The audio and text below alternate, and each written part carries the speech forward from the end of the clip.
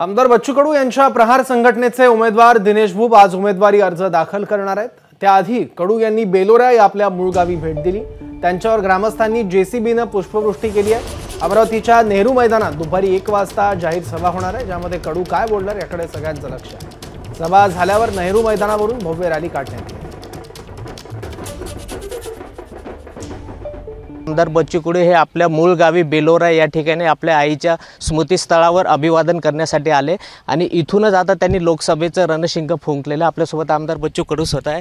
भाऊ, माघार घेणारच नाही ठरलं आता? आता माघार बाकीच्यांनी घ्यावं, आमचा पुढाकार राहील आणि सुटलेला तीर गुलाल घेऊन वापस येईल, तसा वापस येणार नाही। आज उमेदवारी अर्ज दाखल करणार आहे, किती लोकांचा अंदाज आहे, किती लोक उपस्थित राहतील? स्वतःहून आता ते अंदाज नाही, 40-50 हजाराच्या वरती राहील अशी शक्यता आहे। ऐन निवडणुकीच्या वेळेस साड्या वाटणं जणू काही आपण पाहतो का लोकशाहीमध्ये पैशाशाहीचं एकंदरीत समर्थन करण्याचा विचार जो पुरवण्याचा आहे, तर तो त्याला खरं तर आळा बसण्याचं काम होईल।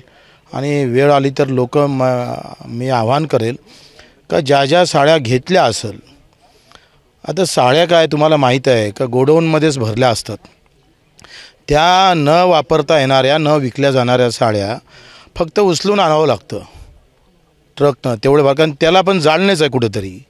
आणि मग अशा पद्धतीनं वाटप करून जे काही धिंगाणा घालण्याचा प्रकार, लोकशाहीवर घाला घालण्याचा प्रकार होत आहे, त्याच्या विरोधात आपण उभं राहिलं पाहिजे सामान्य लोकांनी।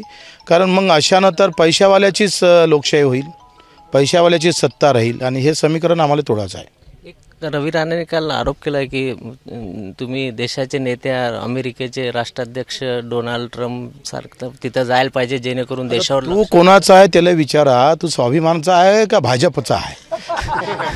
त्याची बायको भाजपमध्ये आणि हा स्वाभिमानमध्ये, आता पोरग कोणामध्ये पाठवतं त्यानं सांगावं। हे होते आमदार बच्चू कडू, ज्यांनी एबीपी माझाला प्रतिक्रिया दिली। कॅमेरामॅन अमोल देशमुखचा प्रणय निर्माण, एबीपी माझा, अमरावती। एबीपी माझा, उघडा डोळे बघा नीट।